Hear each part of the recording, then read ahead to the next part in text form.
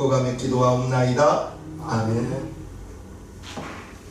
오늘 은혜 받으신 하나님 말씀은 골로새서 3장 18절에서 25절 본문으로 믿음의 가정을 세워나가자, 믿음의 가정을 세워나가자라는 제목으로 하나님의 말씀을 전하겠습니다. 주일날 말씀 전할 때 골로새서 3장 18절에서 21절까지를 다시 한 번만 보겠습니다. 18절, 아내들아 남편에게 복종하라. 이는 주 안에서 마땅하니라. 남편들아 아내를 사랑하며 괴롭게 하지 말라.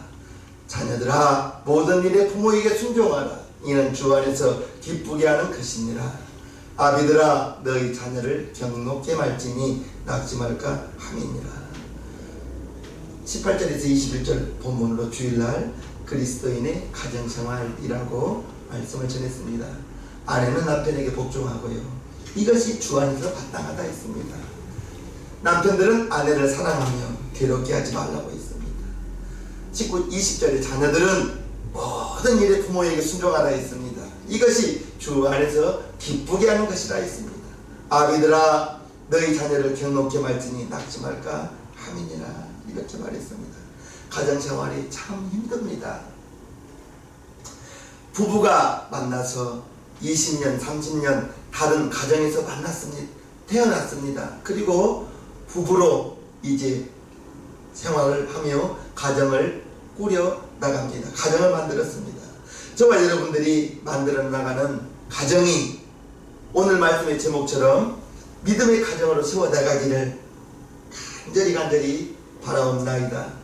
믿음의 가정으로 세워 나가는 것, 세상에서 일어나는 여러 가지 일들을 보면서, 그리고 이제 나이가 1살, 2살 들어가면서 세상에서 가장 중요한 것이 무언가요? 가정입니다. 가정이 가장 중요합니다. 나이를 들어갈수록 더 분명해진 것입니다. 특별히 그 가정이, 저와 여러분들의 가정이 믿음으로 세워져 갈 때, 저와 여러분들이 믿음의 가정으로 세워져 가는 것이 얼마나 중요한 것인지 깨닫게 됩니다. 교회를 다니면서도 한쪽으로는 세상에 속해 있고 한쪽으로는 교회에 속해 있고 온전한 믿음의 가정이라고 볼 수는 없을 것입니다. 오늘 골로새서 3장 18절에서 25절까지의 본문에는 남편과 아내의 역할, 아내는 남편에게 복종하고 남편은 아내를 사랑하고 괴롭게 하지 말라고 했습니다. 자녀들은 모든 일에 부모에게 순종하라고 했습니다.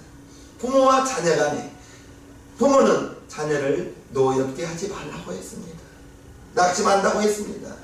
이제 이렇게 부부간에, 부모와 자녀 간에, 또한 사업장에서는 사장님과 종업원 간의 관계 속에서 권면의 말씀이 나오는데요, 오늘의 말씀을 믿음으로 순종하며 살아가다 보면 저절로 믿음의 가정이 될 줄로 믿습니다.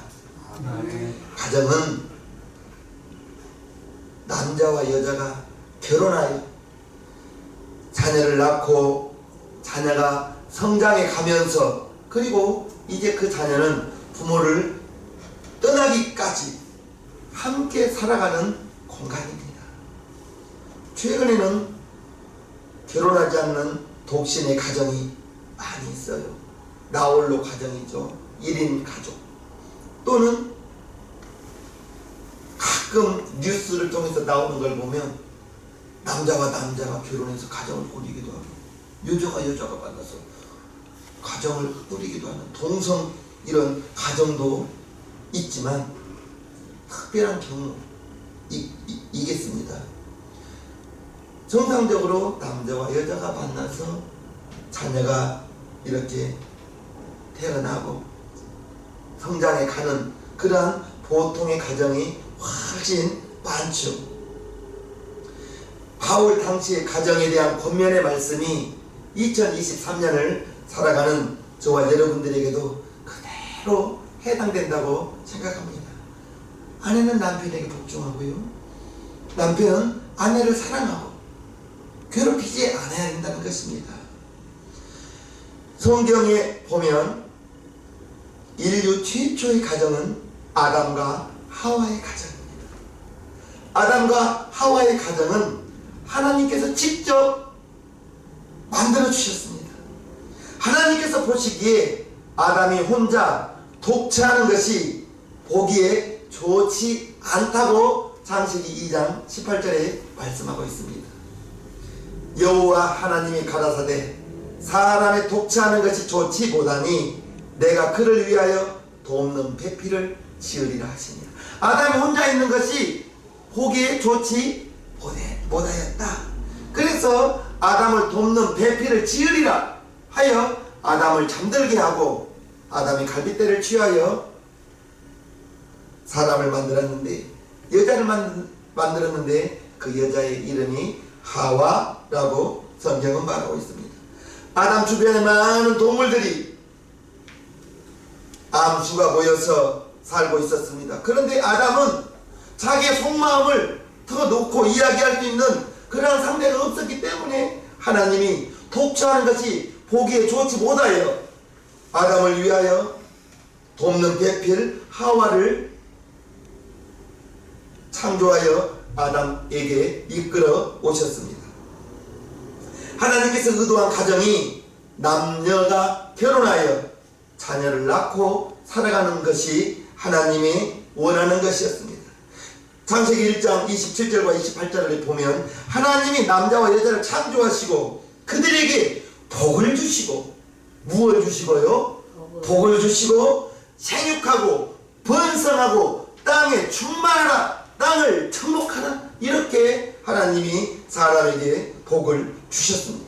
하나님께서 남녀를 창조하신 것, 그리고 아담에게 하와를 이끌어 오신 것, 그 가정에게 아담과 하와에게 생육하고 번성하고 충만하고 땅의 모든 것을 지배하고 다스리라, 이렇게 하나님께서 말씀해 주셨습니다. 이것이 하나님이 원하는, 하나님이 아담과 하와에게 주신 가정의 모습인 것입니다. 그런데 안타깝게도 가정을 향한 이러한 하나님의 계획이 2023년을 살아가는 현재에는 여러 가지 이유와 상황들이 심각하게 가정의 위협을 받고 있는 모습을 봅니다. 그래서 저는 이런 상황을 지켜보면서 가정을 훼손하는 여러 가지 문제가 있고 근본 뿌리는 있지만 그것이 가정을 파괴하려고 하는 사단의 역사라 저는 그렇게 생각합니다. 사단은 가정을 공격해서 가정을 무너뜨리고 그 가정 구성원들을 이제 서로 미워하게 하고 서로 증오하게 하고 사랑하고 생육하고 정복하고 풍성히 다스리라 했는데 그러한 가정을 깨뜨린 거예요. 가정은 우리 사회를 구성하는 가장 기본 단위입니다. 사회가 가정으로부터 출발합니다. 즉 건물의 기초와도 같습니다. 그런 점에서 사단은 가정을 파괴하고 가정을 이제 행복하게 하지 못하는데 사단이 절반쯤은 성공한 것 같습니다. 그리스도인에게 있어서 가정의 기초는 남자와 여자 두 사람의 사랑 그 이전에 남자와 여자 모두 하나님을 경외하고 하나님을 사랑하는 그러한 믿음의 바탕 위에 가정이 세워져야 된다는 것을 기억하시기를 바랍니다. 불신자에게도 가정은 있습니다. 불신자에게도 가정이 있는데 그 불신자들의 가정은 이제 가정을 일구어 나가는 것이 인생의 목적이 될 수 있습니다. 불신자에게 가정은 행복한 것이 될 수도 있을 것이고 이제 아내를 기쁘게 하고 자녀들을 가르치는데 부족함이 없는 자녀를 위하여 사는 것이 불신자들의 최고의 가치가 될 수도 있습니다. 불신자들도 성실한 사람 많습니다. 하지만 저와 여러분들은 하나님을 아버지라고 부르는 사람들입니다. 그리스도인입니다. 성도입니다. 구별된 사람들입니다. 불신자와 같이 그러한 인생을 가치를 두고 살아가는 것이 아닙니다. 하나님은 저와 여러분들에게 원하는 것이 있습니다. 인간 최고의 목적은 하나님을 영화롭게 하고 하나님을 위하여 사는 것이 목적이라고 이사야서 43장에 말씀하고 있습니다. 이 백성은 하나님의 자녀들입니다. 이 백성은 내가 나를 위하여 지었나니 나의 찬송을 부르게 하려 함이니라. 하나님을 영화롭게 하고 하나님을 기쁘게 하는 것이 저와 여러분들을 지은 하나님의 목적이라는 거예요. 고린도전서 10장 31절 보면 제가 수없이 말했습니다. 그런즉 너희가는 저와 여러분들입니다. 하나님의 자녀들입니다. 그런즉 하나님의 자녀들은 먹든지 마시든지 무엇을 하든지 다 하나님의 영광을 위하여 하라. 먹어도 하나님의 영광을 위하여, 마셔도 하나님의 영광을 위하여, 직장에 출근하는 것도 하나님의 영광을 위하여. 저와 여러분들이 직장에 출근하는 것이 내가 직장에 출근하여 월급을 받아야 우리 가정생활을 꾸려나갑니다. 불신자와 다를 것이 무엇이 있겠습니까? 그 직장에서 일을 할 때에도 분명히 믿지 않는 사람이 있을 것입니다. 그들은 저와 여러분들이 믿는 사람이라는 것을 알아요. 믿는 사람과 믿지 않는 사람들이 구별되어야 되는 거예요. 무언가는 달라야 되는 것입니다. 사도행전에 보면 안디옥 교회에서 최초로 그리스도인이라고 칭함을 받았습니다. 안디옥 교인들은 세상 사람들이 보기에 무언가 달랐어요. 그래서 그들을 그리스도인, 예수를 닮은 사람들이라고 세상의 사람들이 말하였습니다. 저와 여러분들이 직장에 나가는 것도 불신자들에게 그리스도의 영향력을 끼칠 수 있는 그러한 사람이 되기를 바랍니다. 불신자와 똑같은 삶을 살아서는 그리스도인의 영향을 끼칠 수가 없는 거예요. 하나님이 의도하신 가정은 남편이나 아내나 하나님께서 인도해 주시는 배우자라고 믿고, 배우자를 하나님이 아담에게 하와를 이끌어 부부의 연을 맺어 주었던 것처럼 하나님께서 우리 남편을 만나게 해주셨습니다. 하나님께서 우리 아내를 만나게 해주셨습니다 라고 믿음을 가지고, 그러한 믿음을 가지고 서로 사랑하며 결혼하여 자녀를 낳고 하나님을 섬기고 그렇게 살아가는 것이 예수 믿는 사람들의 가정생활, 행복한 생활이라는 것을 기억하시기를 주님의 이름으로 축복합니다. 하나님을 섬기면서 하나님의 나라를 위하여 부부가 모두가 하나님을 믿고 부부가 하나님을 잘 믿으면 자녀들은 저절로 걸음마 하면서부터 교회 어머니의 등에 옆에서 따라오게 되니 성전 뜰을 밟고 자라는 그 아이가 잘못될 수가 없는 거예요. 잘못될 수가 없는 것입니다. 불신자와 결혼하면 하나님보다 불신자 그 배우자의 뜻이, 불신자 배우자의 뜻을 따라가기가 쉽습니다. 그래서 믿음의 사람을 배우자로 만나라고 청년들에게 바라는 거예요. 결혼하기 전에는, 정말 결혼하기 전에는 그 불신자가 교회에 따라온다고 말하고 이제 정말 나를 사랑해 줄 것 같이 말하지만 결혼하고 보면 그렇지 못한 경우를 덜어볼 수가 있는 것입니다. 하나님의 뜻대로 하나님을 경외하며 사는 것이 그리스도인의 목적인데, 불신자를 만나게 되면 그 불신자의 뜻에 따라서 가정생활을 해 나갈 수가 있더라는 거예요. 불신자가 나중에 예수 믿게 될 수도 있지만 참으로 어려운 것입니다. 마음대로 되는 것이 아닙니다. 요즘 시대에는 가정마다 아내의 영향력이 커지고 있습니다. 그래서 아내의 믿음이 그 가정에 대단히 중요합니다. 여러분들의 가정은 어떻습니까? 가정의 대소사를 결정할 때 아내의 주장이 영향력이 크지 않습니까? 가정생활도 마찬가지, 믿음의 생활도 마찬가지. 이제 세상 일에 대해서는 부부가 서로의 의견을 나누면서 서로의 의견을 존중하면서 화합해 나가는 것이 중요하지만, 그러나 신앙의 문제에 있어서는 남편이든 아내든 보다 더 성숙한 믿음을 가진 분이 그 가정의 주도권을 가진 것이 저는 옳다고 생각합니다. 믿음의 생활에 대해서 말하는 것입니다. 믿음의 생활은 부부가 똑같은 믿음이 될 수는 없어요.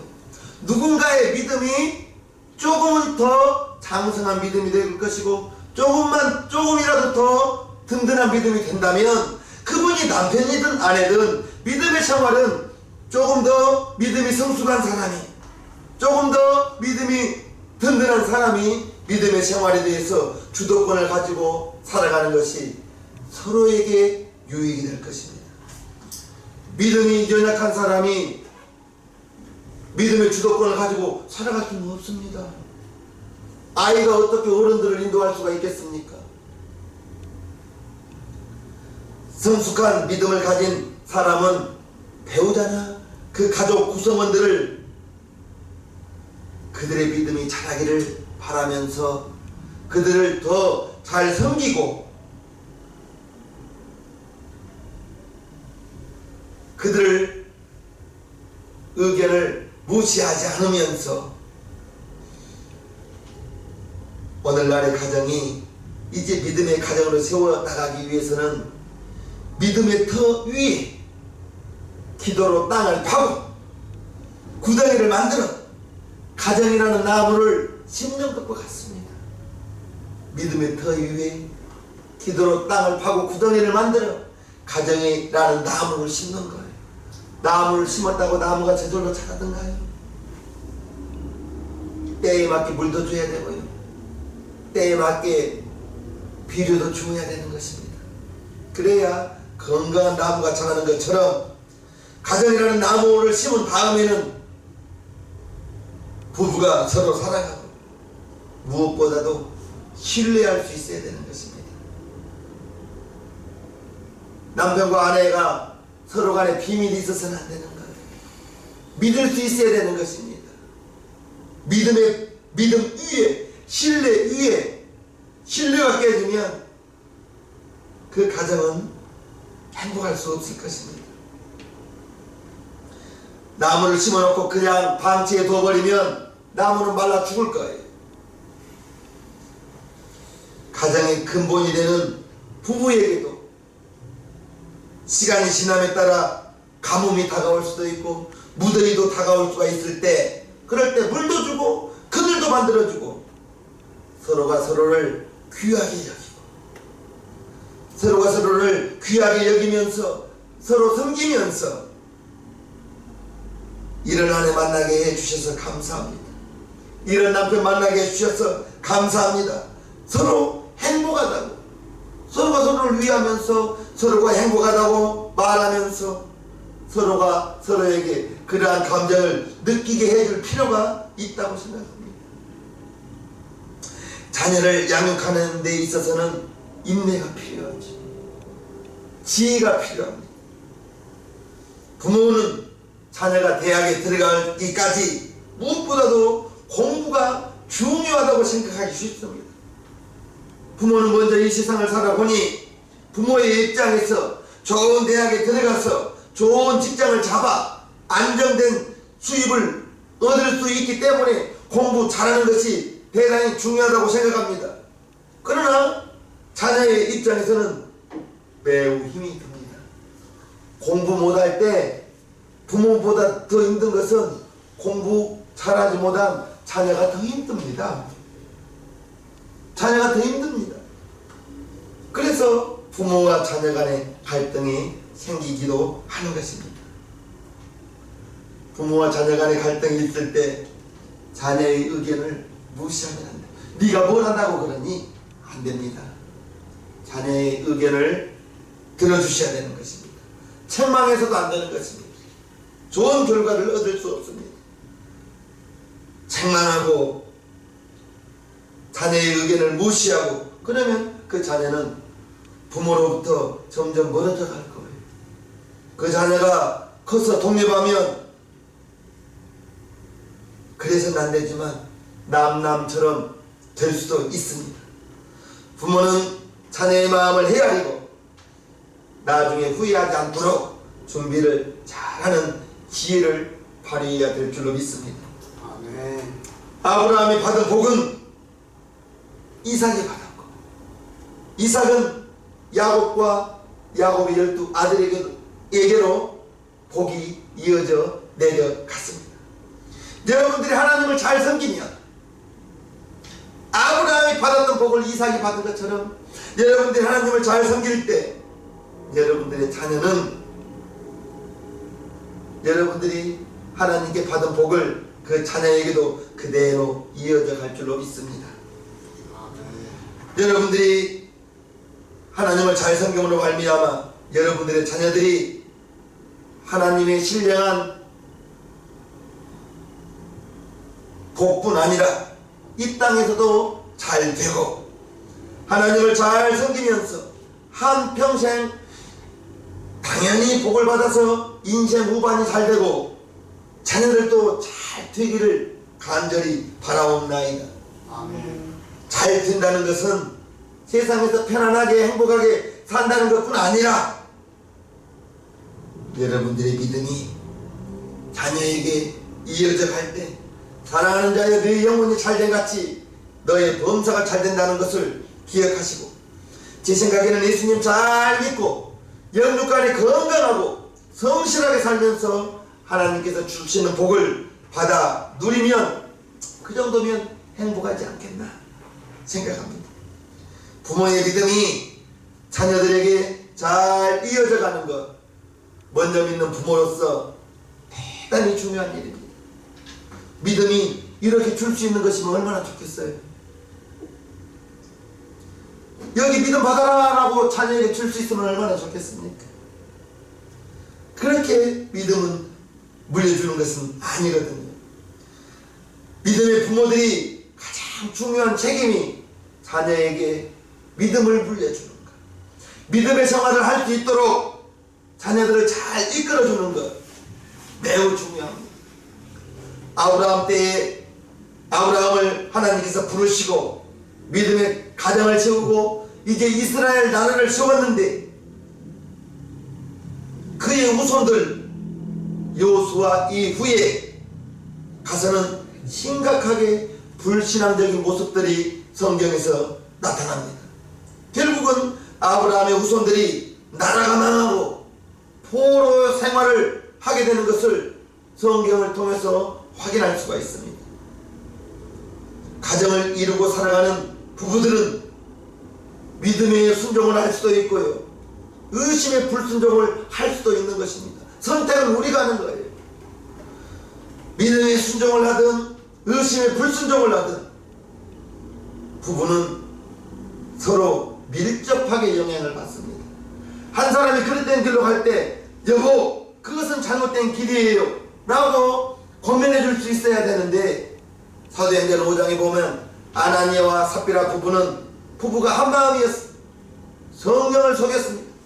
그래서 한날 한시에 베드로의 책망을 받고 혼절해서 죽게 되는 부부를 볼 수도 있었습니다.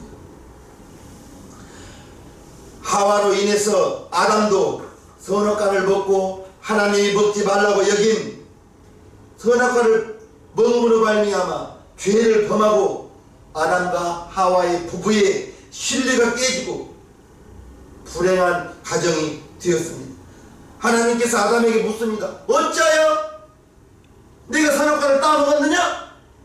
라고 말할 때 아담이 핑계를 댑니다. 창세기 3장 보면요, 가라사대 누가 너의 벗었음을 네게 고하였느냐? 내가 너더러 먹지 말라 명한 그 나무 실과를 내가 먹었느냐? 아담이 가로되 하나님이 주셔서 나와 함께 하신 여자 그가 그 나무 실과를 내게 주므로 내가 먹었나이다. 여기서 아담이 잘못한 거예요. 내가 먹었느냐 했을 때 하나님 제가 먹었습니다. 잘못했습니다. 용서해 주세요. 이렇게 회개하고 나갔으면 좋았으련만 아담이 뭐라고 말하죠? 하나님이 주셔서 나와 함께 하신 그 여자가 내게 주므로 그 나무 실과를 내가 먹었습니다. 즉 하나님이 여자를 만들지 않았으면, 하나님이 그 여자를 나에게 주지 않았다면, 나에게 이끌어오지 않았다면 내가 안 먹었을 텐데요. 핑계를 대는 거예요.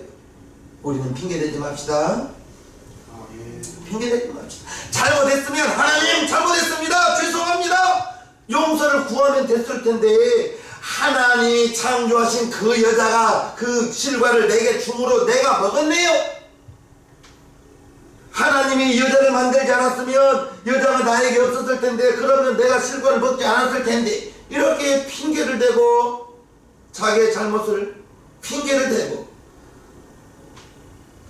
그러한 핑계를 대는 아담의 모습을 본 하와의 심정은 어떻겠습니까? 에휴, 저런 사람을 남편이라고 내가 믿고 살아가야 되나? 그러지 않았겠어요? 아담은 이제 먹고 살기 위해서 매일매일 힘들게 일해야 됐고 하와는 남편이 그렇게 수고하고 애쓰고 이마에 땀이 흘러서 수고하고 노동을 해야 먹고 살 수 있었는데 감사함으로 일하지 않았을 것 같아요. 원망하고 불평하면서 남편의 말을 들으면서 이제 아내에게는 출산의 고통이 다가왔습니다. 창세기 3장 16절부터 19절을 보면요. 또 여자에게 이르시되 내가 네게 잉태하는 고통을 크게 더하리니 네가 수고하고 자식을 낳을 것이며 너는 남편을 사모하고 남편은 너를 다스릴 것이니라 하시고 아담에게 이르시되 네가 네 아내의 말을 듣고 내가 너더러 먹지 말라 한 나무 실과를 먹었은즉 땅은 너로 인하여 저주를 받고 너는 종신토록 수고하여야 그 소산을 먹으리라. 18절 땅이 네게 가시덤불과 엉겅퀴를 낼 것이라 너의 먹을 것은 밭의 채소인즉 내가 얼굴에 땀이 흘러야 식물을 먹고 필경은 흙으로 돌아가리니 그 속에서 네가 취함을 입었습니다. 너는 흙이니 흙으로 돌아갈 것이니라 하시니라. 이제 아담과 하와의 가정은 수고와 고통이 있을 뿐입니다. 바라기는 여러분들의 가정에서는 남편은 아내에게 선한 믿음의 영향력을 끼치고 아내는 남편에게 선한 영향력을 끼치는 그러한 가정이 되어서 그릇된 길로 가면 권면해주고 바른 길 갈 수 있도록 그러한 부부가 되기를 주님의 이름으로 축복합니다. 아멘. 부부에게 있어서 자식은 대단한 기쁨을 줍니다. 자녀를 통하여 큰 기쁨을 얻습니다. 그렇지만 기쁨도 얻지만 고통 또한 자녀를 통하여 고통이 다가오기도 합니다. 아담과 하와가 이제 창세기 4장에 보면 가인과 아벨을 낳았습니다. 하나님께서 아벨의 제사는 받으셨는데 가인의 제사는 받지 아니하였습니다. 그리고 이제 화가 난 형 가인이 동생 아벨을 들여서 쳐 죽였습니다. 창세기 4장 3절부터 보면요. 세월이 지난 후에 가인은 아담의 장자입니다. 가인은 땅의 소산으로 제물을 삼아 여호와께 드렸고 아벨은 가인의 동생이죠. 아벨은 자기도 양의 첫 새끼와 그 기름으로 드렸더니 여호와께서 아벨과 그 제물은 연락하셨으나 가인과 그 제물은 연락하지 아니하신지라. 가인이 심히 분하여 안색이 변하니 여기만 읽어서는 하나님께서 가인의 제사를 왜 받지 않았는가를 알 수는 없습니다.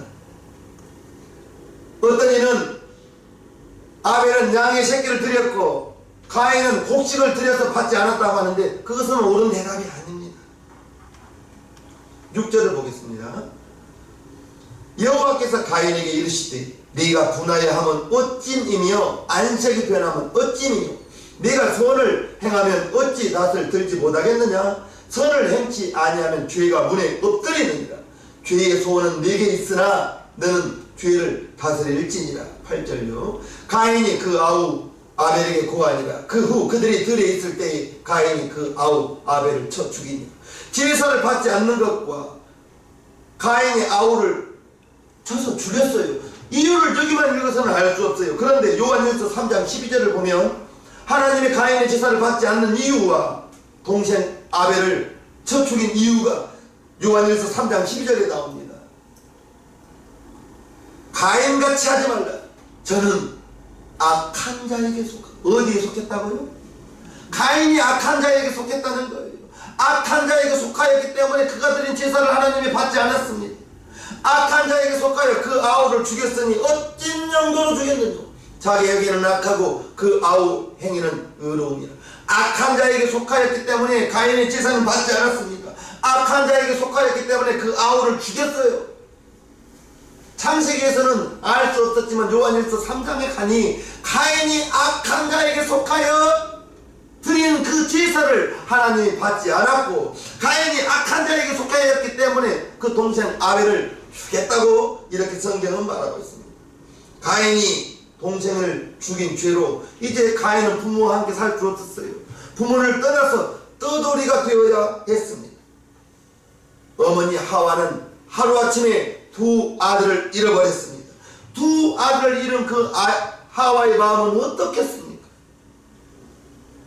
가슴이 찢어지고 심장이 멈추는 듯한 그러한 고통을 겪었을 거예요.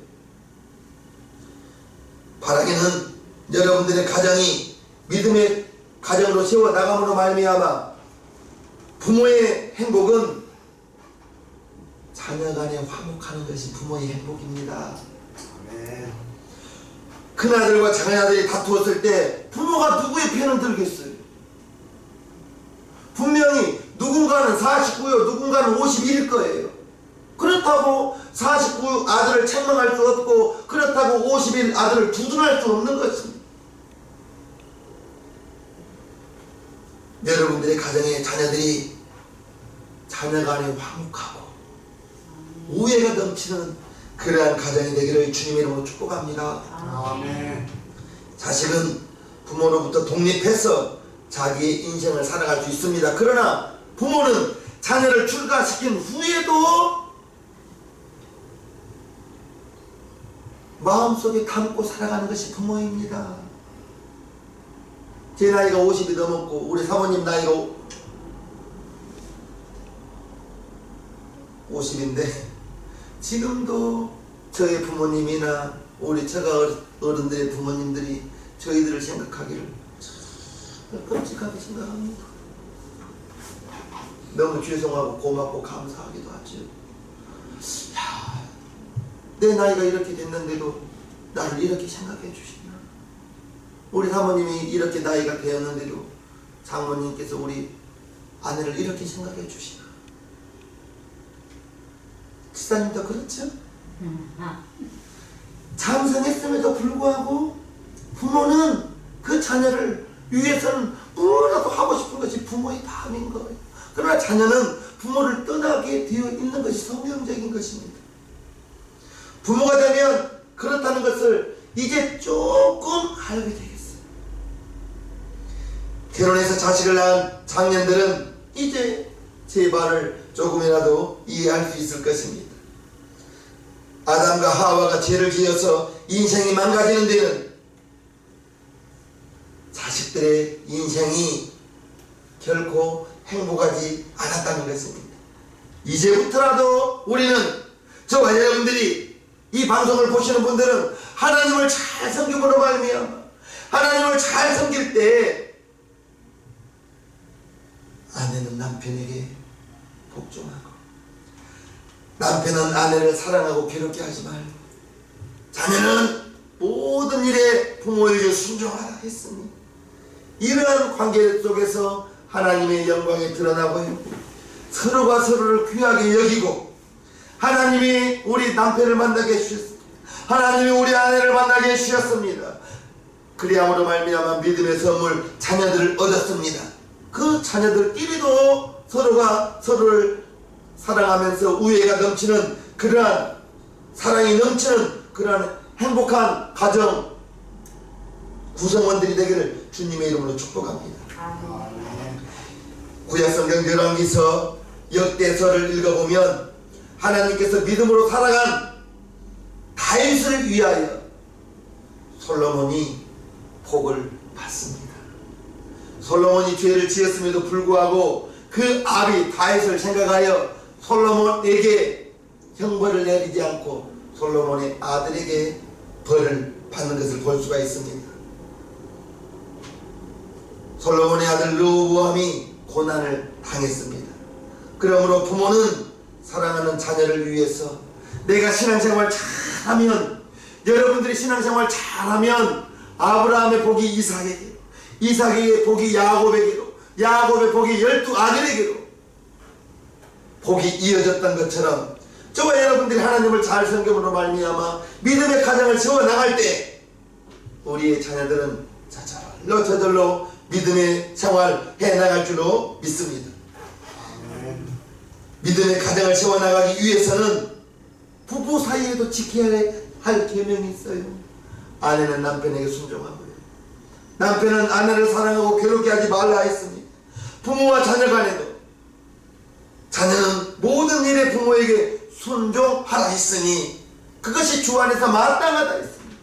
부모는 자녀를 노엽게 하지 말라 했습니다. 이 말씀을 기억하면서 우리 시상교회 성도님들의 가정이 믿음의 가정으로 세워나가기를 주님의 이름으로 축복합니다. 아멘. 믿음의 가정이라고 하면서도 이제 상처받는 사람이 있다면, 상처를 받았다고 말한다면 그게 무슨 상처냐 라고 할 것이 아니라, 상처를 받았다고 하면 미안합니다, 내가 몰랐습니다, 상처 받았다고 하니까 미안하다고 사과를 해야 되는 거예요. 용서를 구해야 되는 거예요.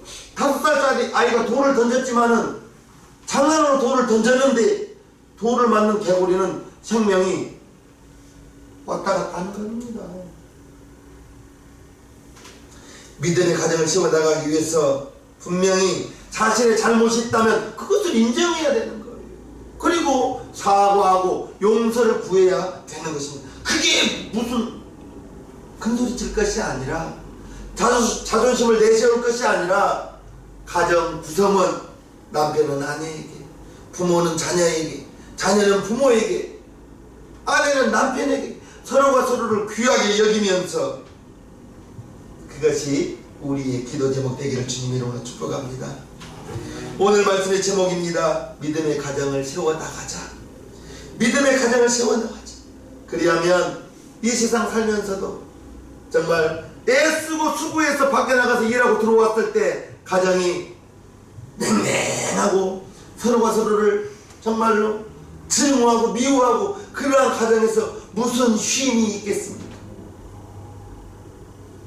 애쓰고 힘쓰고 밖에서 일하고 들어왔을 때 안에 있는 가족 구성원이 오늘도 수고하셨습니다, 오늘도 애썼습니다, 따뜻하게 받아준다면 하루의 수고가 눈 녹듯이 녹을 것입니다. 아멘.